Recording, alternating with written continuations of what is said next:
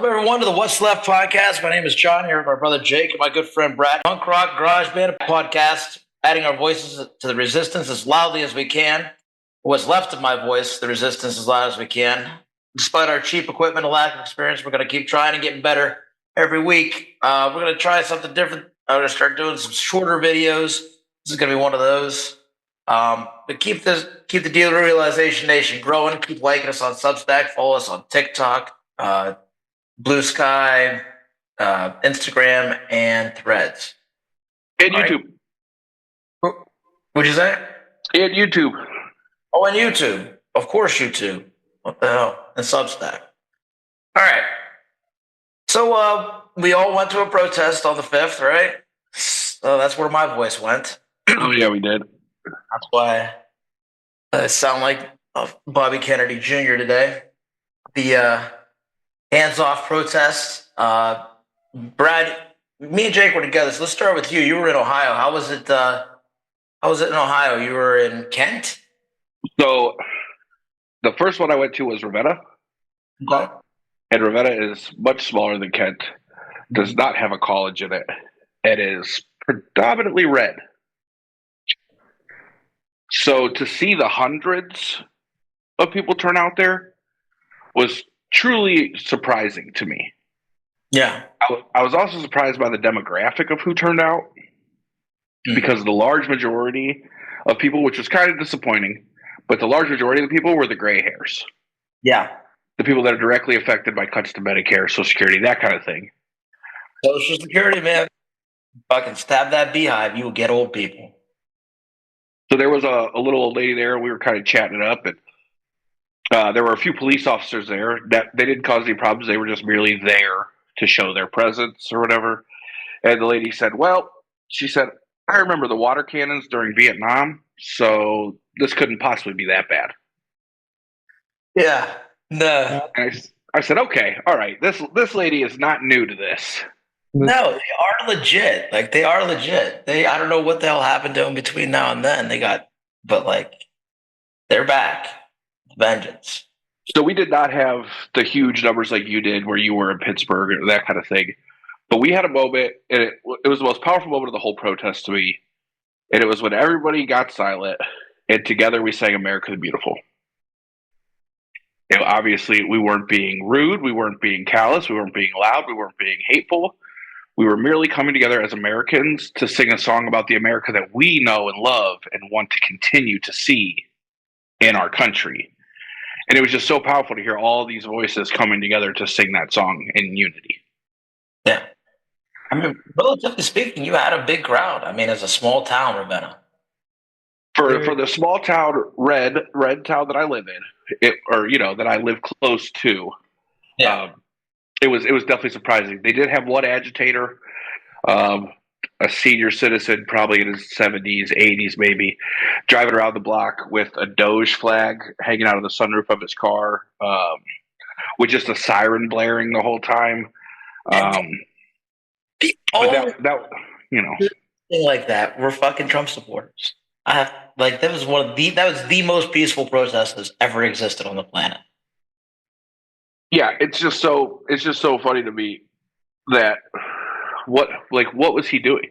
He realized that nobody was giving him the time of day, so he stopped, and we just continued to stand together in unity, because that's what they want, is for it to upset us, for it to divide us, for us to act out, because they look like fucking idiots. They want us to act out and lash out at them, so then they can be like, look what they did. Look at how hateful they are. Yeah, buddy, we don't care about you. No. Get on board with us or get out of the way. Right. Your pick-me energy is not necessary. Yeah, so it was great. I went down to the Kent one. My social anxiety and just trying to figure out parking really made it tough. But there were, so many more people in comparison at the Kent one. But obviously, there's a university, a larger population in general. So the turnout there was much, much larger. But the one that stuck out to me was the Ravenna one, because it is such a red area. To see that people are coming out and speaking out against what's happening. I love to hear that. I love to hear that. All right. So Jake, let's talk about Pittsburgh a little bit. Pittsburgh was big. Like when we got there, I didn't think it was as big as it was. You know what I mean? But I was excited to see anybody because I was like, I wasn't really sure. Like I didn't see a lot of advertisement for it beforehand or anything like that. I really wasn't sure who all was going to show up. But then to see the overhead picture, because we were up close, see the overhead picture of the fucking thousands of people behind us after that, like that was pretty good. That was pretty impressive, wasn't it? Yeah, and there's people in the streets, people in cars. Like it, even if they couldn't stop, there were still people showing support no matter where you were. Remember that dude some dude was waiting tables in one of the hotels up in Yeah. the. You see him in the window going like this, and like giving thumbs up. That was pretty cool. I There's mean, also some parallels. Like we also had older women called the singing grannies who yeah. also protested. I think they said since Vietnam too, and they Mhm. led us through songs that were clever and cute. I mean, obviously they weren't the best singers, but it was really cute. It was not on rhythm or anything, but it was amazing. Yeah, they actually did a version. They did American. We all sang "American the Beautiful" with them, and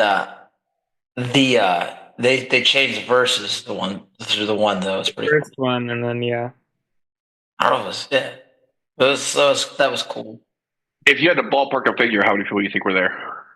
Just ballpark. Obviously, you're not going to get it correct, but guess. 4,000.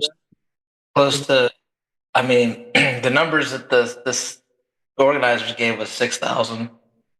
Um, I don't know. I could see it. I could see six. Just that overhead picture was just astonishing, and then like the march was so big too. Um, so The yeah, speakers were really good too. All the speakers that went up.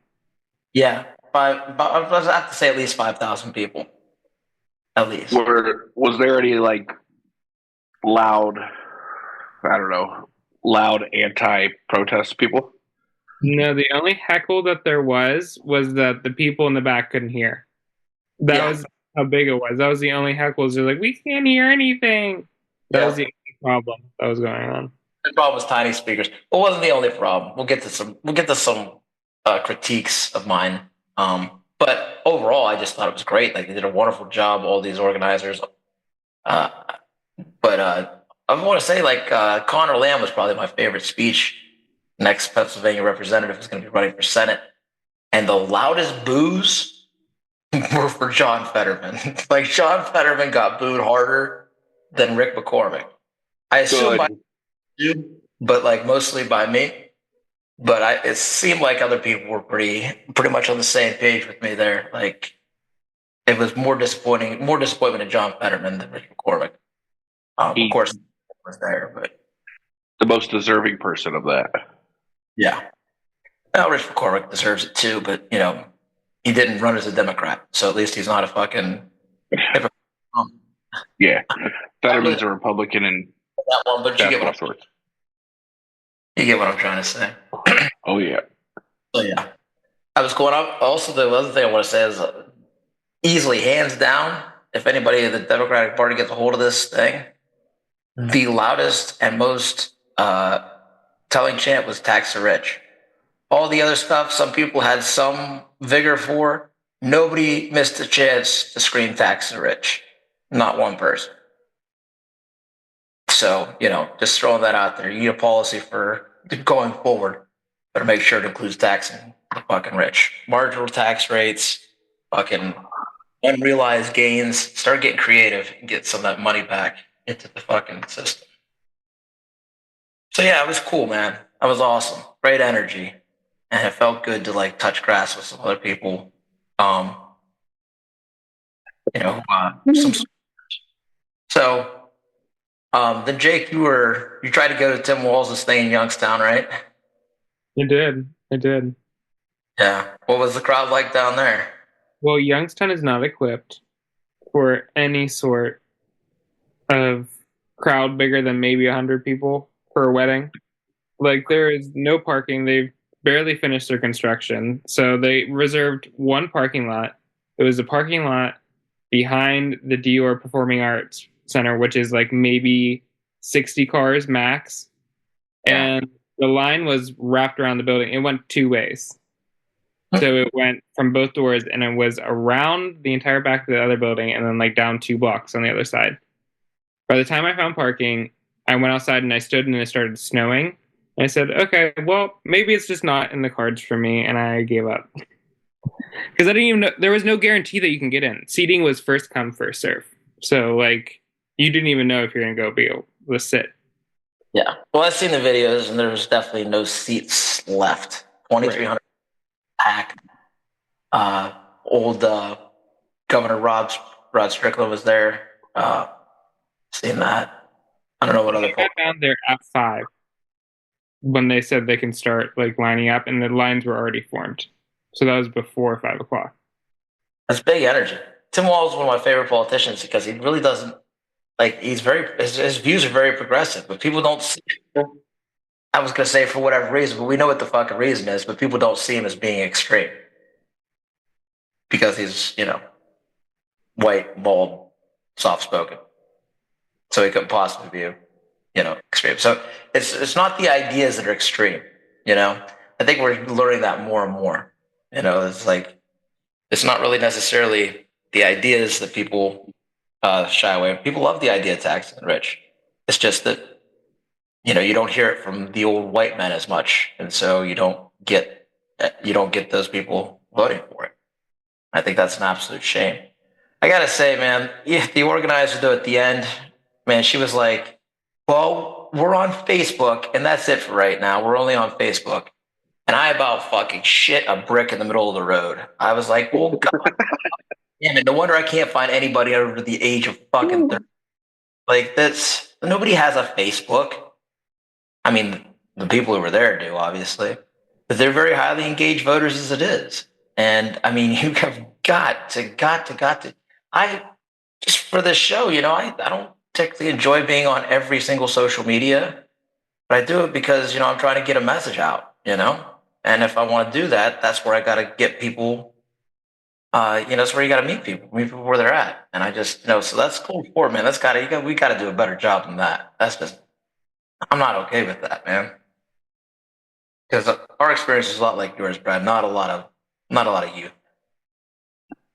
I mean, I assume by the university a lot more, but still probably a lot of gray hairs. Yeah, still a lot of gray hairs.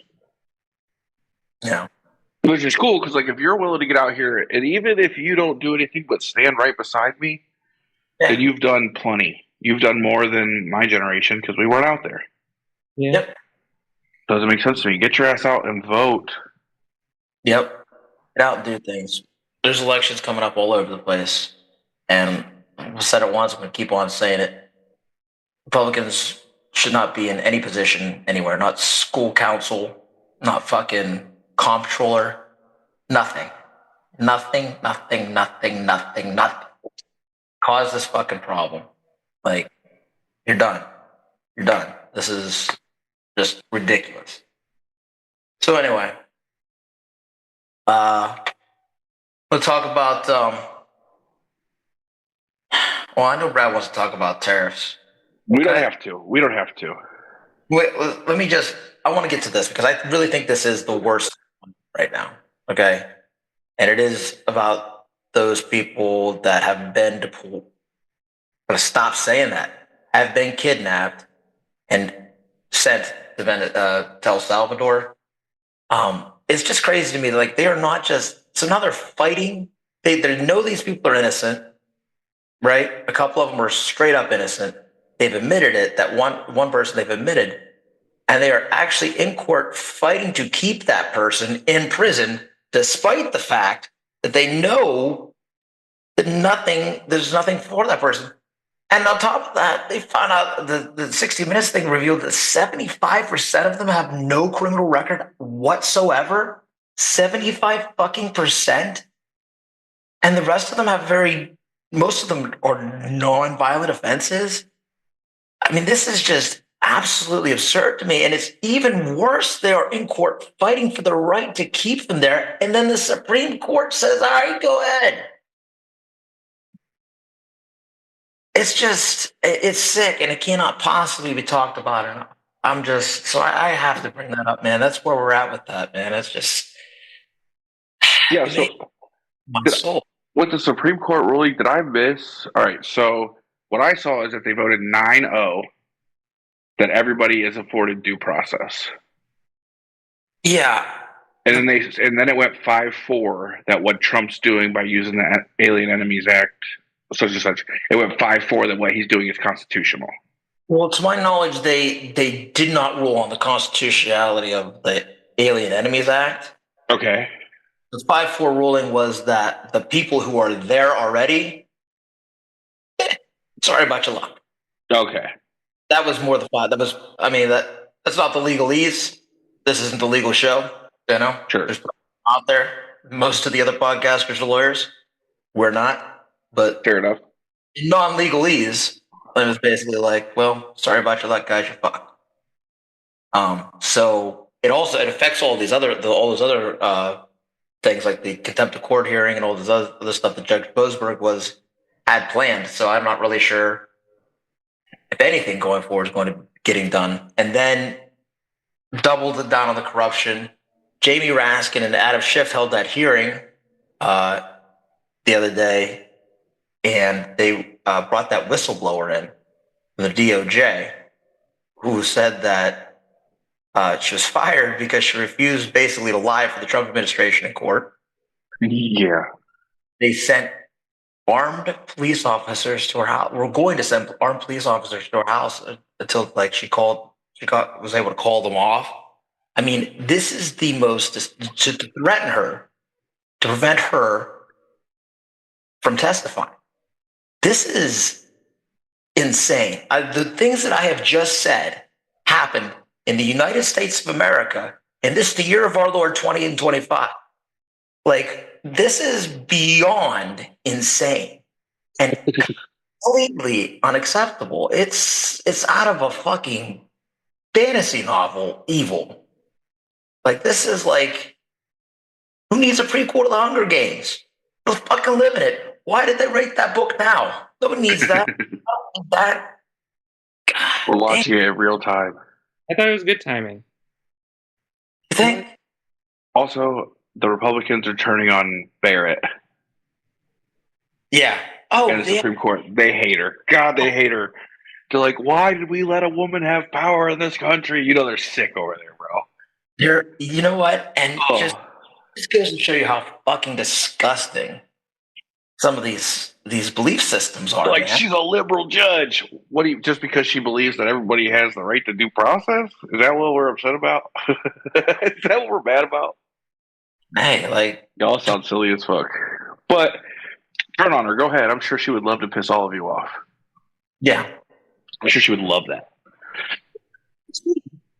I feel like writing the book right now is a little bit like it's inviting a bunch of Game of Thrones type stuff where people are like, well, actually, in the book, so that's what we're going to start getting. In the book, Tarriffs actually, shut the fuck up.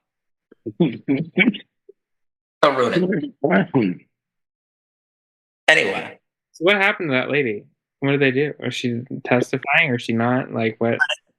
Testified anyway. I hope they can protect her. I mean, because clearly they're going to have it out for her. They already did. So like, now that you did it. Good for her. I know, right? See, it's bravery. And, there's not one goddamn man in the bunch yet that stepped up and done anything brave. We're talking about Amy Comey Barrett, talking about a female prosecutor. I mean, we're talking about women standing in the breach here. Men not showing up so much. I mean, Adam Schiff and Jamie Raskin, though, are very clever for doing what they did. They know how to manipulate Congress. They know how to do things like that. They are very, very good, and they're excellent lawyers. So I will give them some credit too for that. I thought that was pretty clever. They did a great job. Great job. Super important stuff too. God. So that's enough corruption.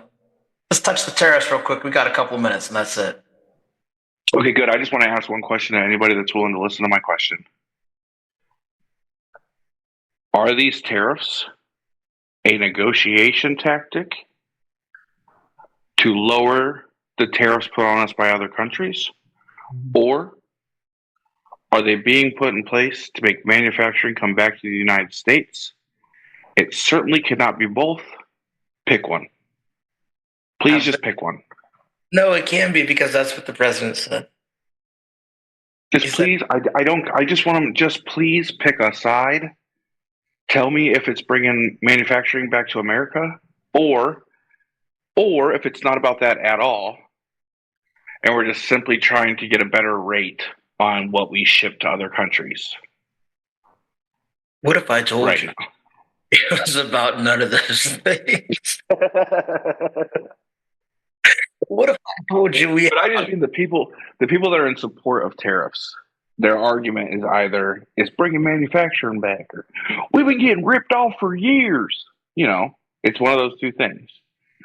In typical MAGA fashion, they tell different influencers different things, and they let them all rip it out there, just across the internet. Because it doesn't matter what the actual answer is; it's just that there's enough confusion to keep people like, "Oh no, it's okay." That's it. It's not about a real answer. I ain't giving nobody no real answers. Ain't probably don't have any. This man's out here shitting his pants on the golf course, telling everybody how he won, staying under his fucking balloon diaper, fucking hacking the ball up the fucking golf course. Unbelievable.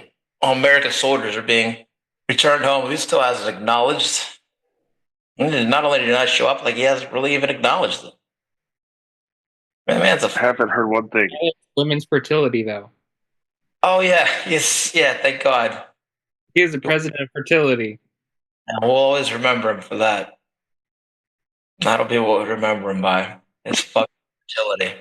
And I see people saying, "Oh, screaming to eat the rich," before when the stock market was crumbling, but now it's we have to save the economy. Well, here's the thing: when all those hedge funds were banking on the downfall of AMC, it was hilarious to watch them lose their asses. It was hilarious. We fucked them because they counted on a small business in comparison to these hedge funds going out of business. That's what they were banking on. They were banking on an American company with buildings in America to fail. So we're like, well, fuck yourself. That's not going to happen. And now that the stock market is on a hard downtrend, it's great that the billionaires are losing money. It's not great that grandma and grandpa have to go back to work part-time because they can't pay the property tax on their house because their retirement is gone. Yeah. That's not great. No, it's not great. And I just want to, on that point, on that exact point, I just want to say, like, when the stock market does well, not everyone benefits. But when the stock market does poorly, we all suffer because they hedge and they subsidize their losses. You will never see a bank fail because the stock market crashed. We'll always bail them out. You know what I mean? So, it's all fucking bullshit. And, if they got one over on the hedge fund one time, good for us. You know what I mean? It happens. That's what they spend their life all of the fucking time. And if they gave me a chance right now, I'd do it again. What do you mean? It was so much fun. It was so much fun. I had so much fun watching them lose their boats. Absolutely. I enjoyed it too. All right, guys. Great. We are out of time. Thank you for doing this with me tonight. I feel good about it. I like these. We did some more of them. Cool. I'm in. That was dope. All right, guys. Like and subscribe. Give us a 5-star review on Apple Pods. Follow us on the socials. I'm John. I'm Jake. And I'm Brad. That's what's left.